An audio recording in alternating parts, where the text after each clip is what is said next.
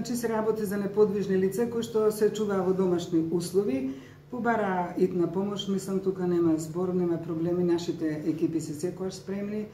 ги евакуираа, се работи за 5 особи, беа донесени во амбулантата, во брза помош, потоа беа пронајдени семејствата на тие лица, тоа се во големум возрастни луѓе, кои што живеат сами или со друг возрастен човек со нив,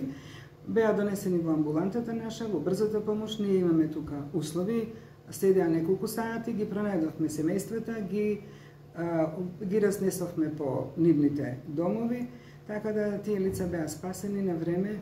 како и секогаш брзата помош секогаш реагира како што треба. Иначе брзата помош кај нас беше спремна неколку екипи да на повик ако има потреба за Кочани и за Македонска Каменица, беа спремни и ако имаше потреба беа формирани екипи кои што само на повик одма ќе појдеа за Кочани, односно за Штипи, каде имаше потреба. Само во координација со Министерството здравство формиравме екипи во случај да има потреба и кај нас и ако има потреба за Кочани да пружиме помош, затоа што знаете ова што се случува во Кочани. Каменица е близо град до Кочани, ние веќе сме формирале екипи и ако има потреба, во секое време ќе пуштиме екипи со возило